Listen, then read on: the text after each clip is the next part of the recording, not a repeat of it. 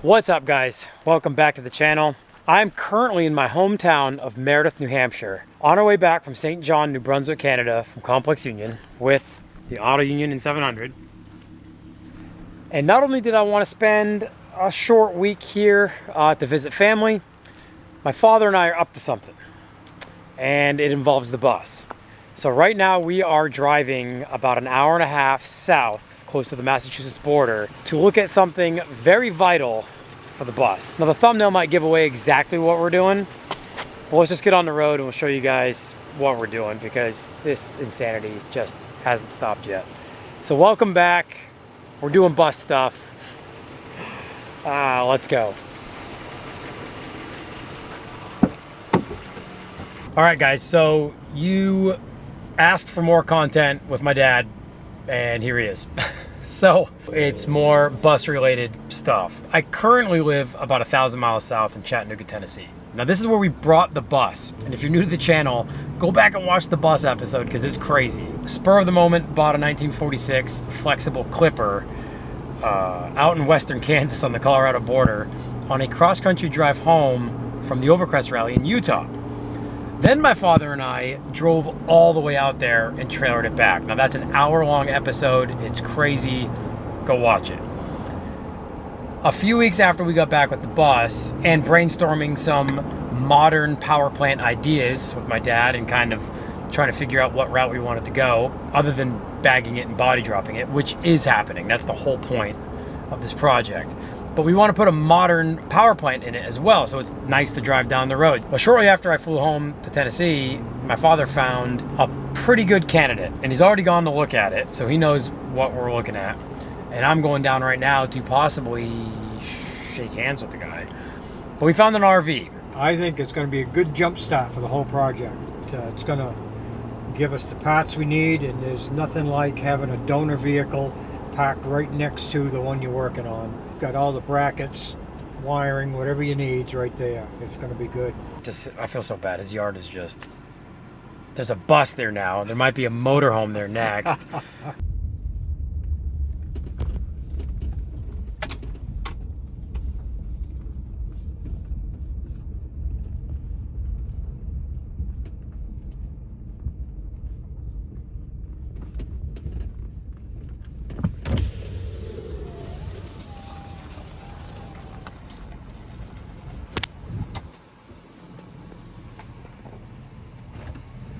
All right, guys, well, here's what we drove an hour and a half to come look at.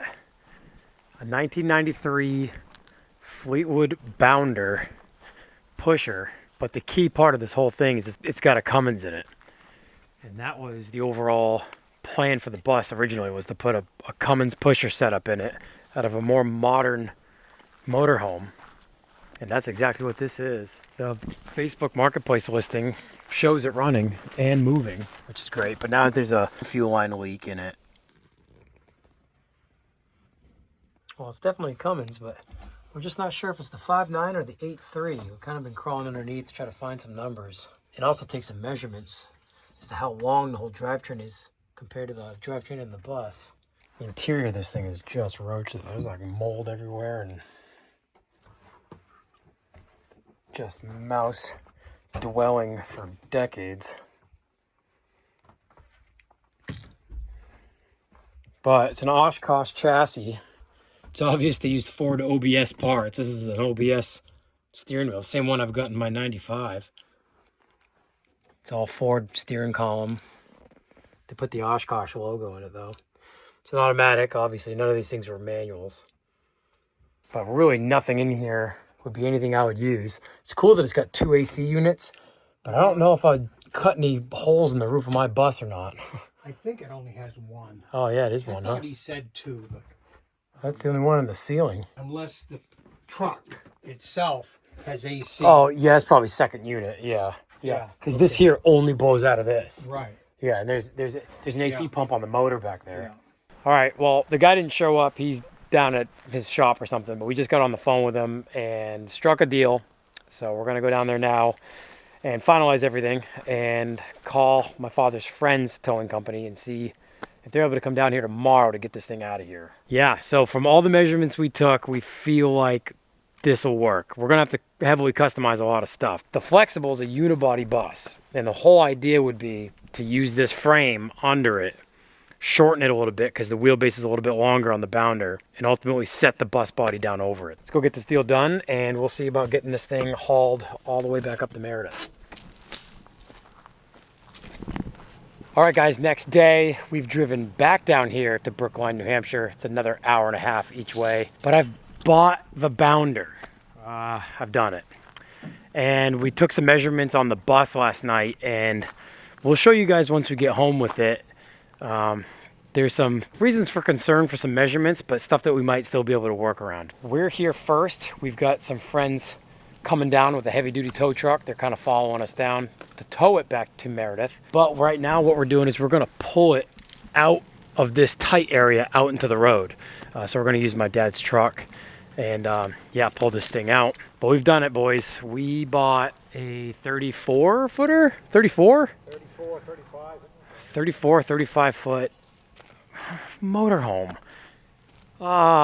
If you had told me on the radar of things I was going to be spending money on this summer, one of these piles of junk was going to be one of them, I would have thought you were crazy. But then again, apparently I am crazy. Can't stress this enough. The reason why I'm buying this is for the frame under it and the 39,000 mile 12 valve Cummins that's under it.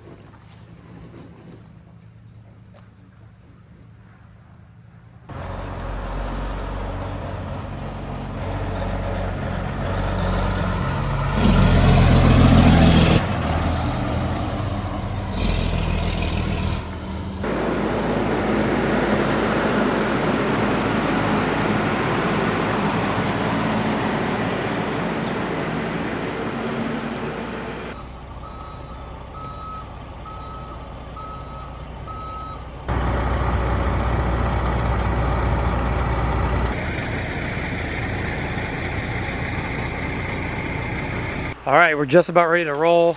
We're gonna put a little bit more PSI in these back tires. It's been sitting for 20 years, so they're old, but they've been sitting inside, so they're not as dry cracked as they would have been sitting out in the sun. We do have a spare with a new tire on it, just in case. Right here. So we got another spare here.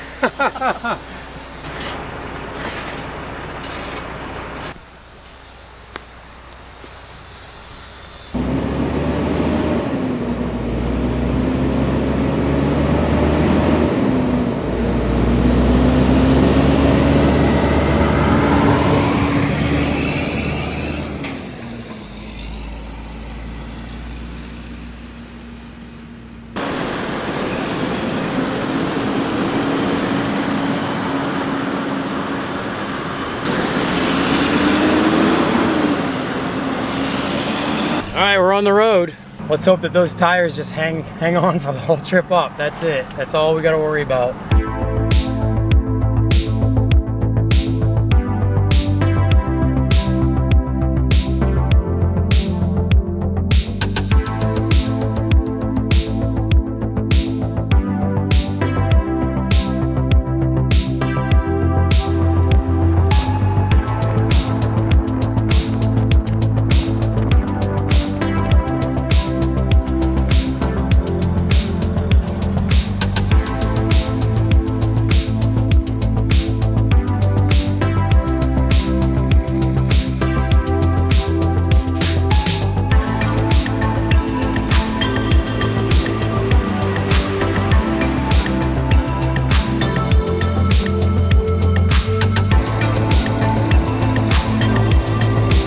We're gonna get a battery in this thing. Maybe this thing runs and drives. We gotta put the drive shaft back in it too.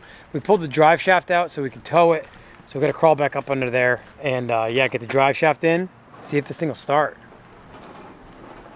The measurements we took, this whole drivetrain is a little long for the 46, and normally you'd want to take it out of the drive shaft, but look at how short that drive shaft is. I don't know if we can shorten that drive shaft the amount that we need to shorten the whole drivetrain. Yeah, looks like it. Yep. I'll put it in neutral. Yeah. Yeah, I'll hold that up. You got it? Well, it won't be bad if I get it up in Yeah, there. there it is. Yeah. Boy, I don't know if we could shorten that as far as we need to shorten it. We'd have to shorten the yoke too. Yep. So the U-joint cap on the other side is all bent, and we can't get it started. This one went on fine. It's not tight yet. But the other one, I don't know how they got that thing off or what method they used, but it's visibly tweaked and the holes don't line up anymore. They must have hammered on it or something. They must have. But they had to. It's pretty rugged. They must have hammered hard. To get it off? Looks like she's been tightened down as tight as it'll go. Of course. That's par for the course on this thing. Keys on up there or not? I don't know. Let's see. Yeah, it's got some juice. Oh yeah, something's hot. Yeah. Something's working. So yeah, some electric motor. Yeah, it sounds like an over.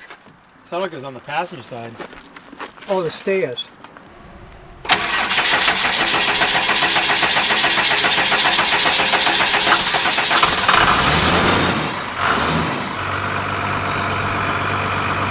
Yes, sir.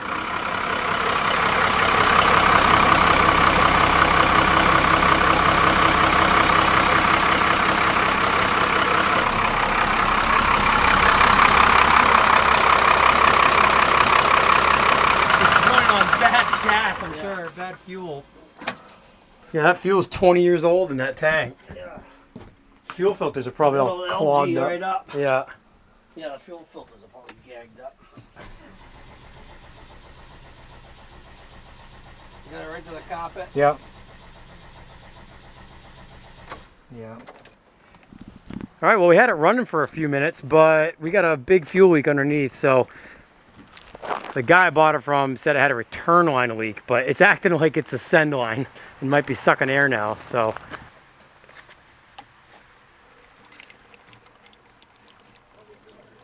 I can hear something. Yeah, it sounds like it's sucking air. All right, so it looks like it's a pull line that's leaking. So what we're gonna do first is we're gonna pressurize the fuel tank, push some fuel up that line, and try to figure out exactly where it's leaking. Could just crank it, or you could pressurize the tank first. I'll pressurize it. Save on the battery. Yep. Okay, here we go. The key to the cap on my pickup fits the fuel door On the camper, on the motorhome. Huh. I guess there's only so many ways to cut a key. So Apparently. Gage says there's half a tank of fuel in this thing. Oh, really? All filled with algae at this point, probably. Go ahead and give it to her. All right, stop. Yep. Is it enough to push any back? Yeah, it did, but it wasn't obvious where it was coming from. All right, do it now. Yeah, all right, got it. Yep. Yep, it's a small line. Fuel line fix. What he's done is he's cut like an 8-inch section of the hard line right out, and we're just bridging that whole gap where the leak was in the hard line with a rubber line to just get the thing started and to keep it from sucking air. So probably what we'll do next is when we try to start it, we'll pressurize the tank again to help push fuel up to the injector pump so we're not pulling all the air that's in it. All right, you ready?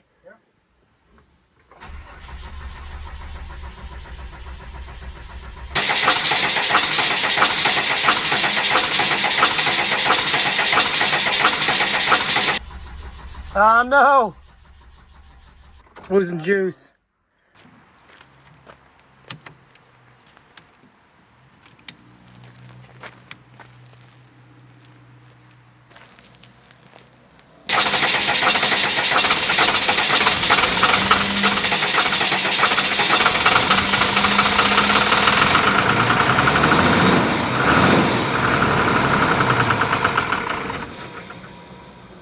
Yeah, I can see it dripping at the bottom.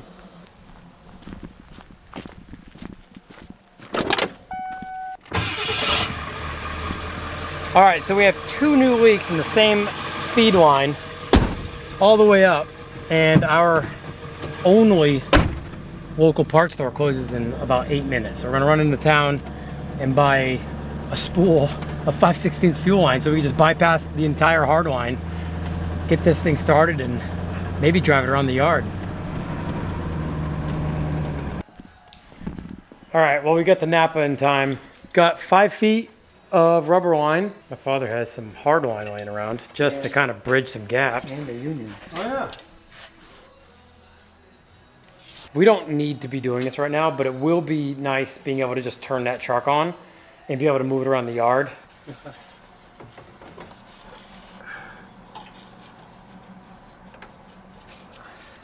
All right, so what we didn't film was repairing 3 new leaks we have in the line. We've got a hole on the return line, it looks like.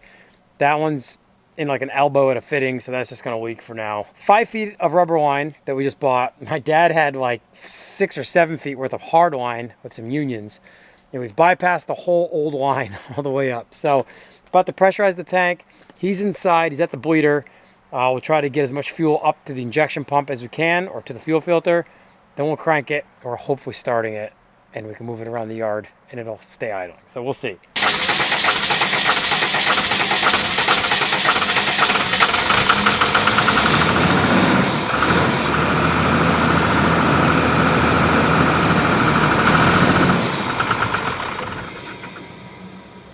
There's another leak up here. In the same line? Dripping the puddle right up here. Look at it. Oh yeah. Yeah, of course. It's leaking up there too. Needs everything. You got to be replaced. Oh really? Yeah, right up there. Yeah. It's leaking. Everything's. It's a good thing we didn't try driving home. Yeah, seriously.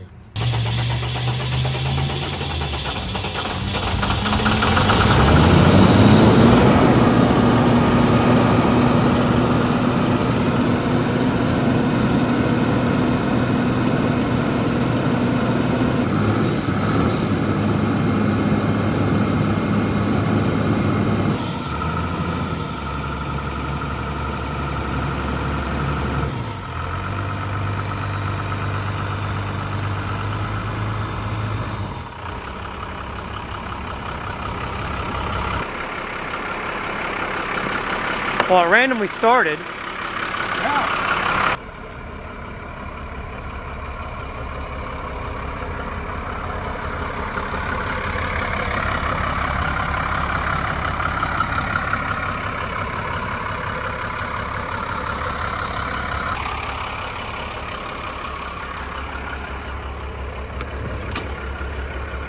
How about that? All right, we don't have brakes, but we're gonna go up the driveway, see if we can get this behemoth to stop.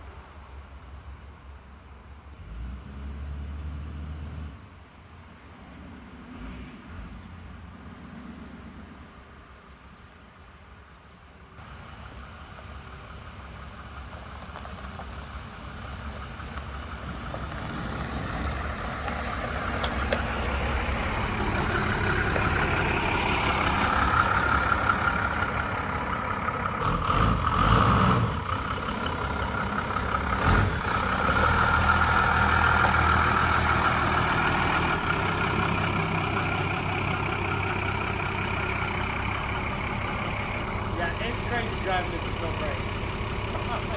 Quite terrifying.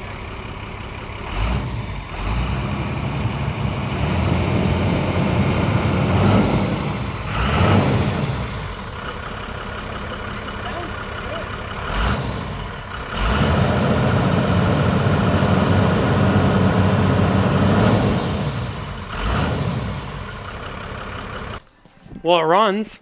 Yeah. With the help of a 10 millimeter. It's a good thing you didn't lose it. Yeah. Everyone loses the 10 mil. Well, it runs, and it honestly sounds pretty good. I mean, it sounds like a 39,000 mile 12 valve should. No brakes in this rig, even in the yard here, even just coming down the driveway.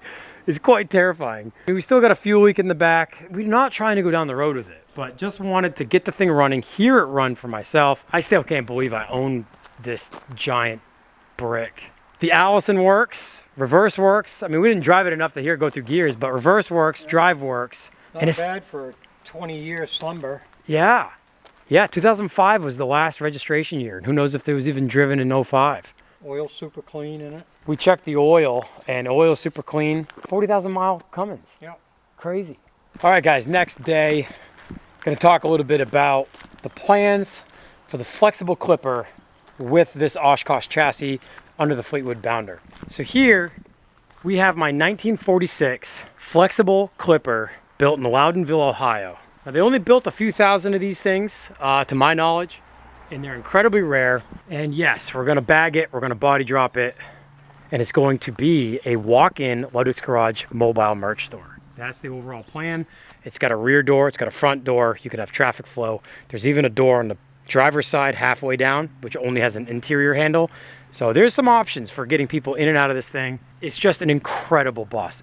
This has been a dream of mine to own a bus of this era with this patina, with how solid it is underneath. Now, this bus is powered by a GMC 305 V6. I'm pretty sure in the next episode, we're gonna try to start this thing. So stay tuned for the next episode where my father and I might try to get this thing together enough to maybe start it, even though it's not what we're gonna keep in the bus, hence why I bought the motorhome. The Clipper is a wider track width in the back and the front than the Bounder. We established there's about a 15-foot wheelbase, a little more than 15 foot. We are 17.4, 17.3.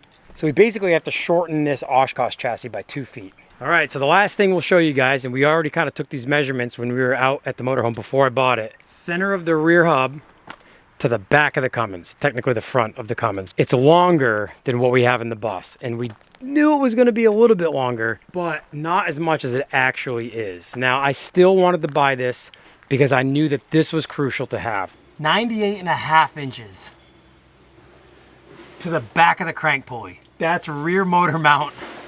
No radiator in the back, like literally the back of the motor. 98.5.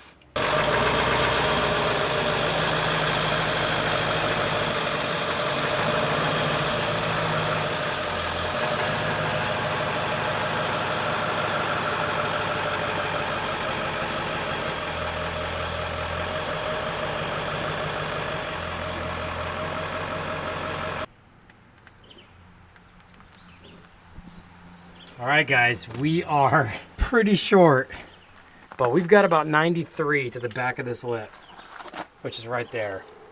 And we need a motor mount at 98.5, almost 99. So that is out here pretty far. We need to shorten it by 4 or 5 inches. So the Allison transmission in the Bounder is an AT542, which I believe is a 4-speed, no overdrive automatic transmission. Now, if there's any of you Cummins Allison nerds on here, leave it in the comments below what you guys think might be compatible with that 12 valve.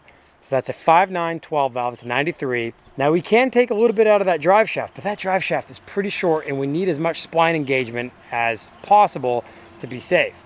And suspension articulation. Does a 5-speed Allison or 6-speed Allison have a shorter overall length? Are there output shafts on the transmission that are shorter that you can integrate into the AT542? I don't know yet. This is all new wheelhouse stuff, so I've got a lot of research to do. What do you guys think? Do we leave it Allison? We figure everything out. We shorten the drive shaft as far as we can. We try to shoehorn that thing in and be able to close the gate. We've heard the school bus Allisons are shorter, so leave it down in the comments below. What do you guys know about Allison transmissions? Is the 545 the school bus transmission? I think it's the 1000 to 2000 series Allisons. Are those shorter? They're 5 or 6 speed. It'd be cool to have 5 or 6 speeds in this, but we're going for the shortest transmission possible because of the space we have. What do you think? Do we put an NV4500 in it and have 5 gears that we got to shift and figure out a shift linkage all the way to the back and for sure fit the 12 valve in it? Or do we just look for an Allison that'll fit. Well, that's it for this episode, guys. Thank you so much for watching. Another huge step on the bus project and the channel. I bought a motorhome. Stay tuned for the next episode because I think we're going to try to get this thing started. We'll see if this old GMC will run. Not sure if it'll move, but we're going to find out soon. So stay tuned for the next episode for more bus content while I'm here in New Hampshire. We'll see you in the next episode.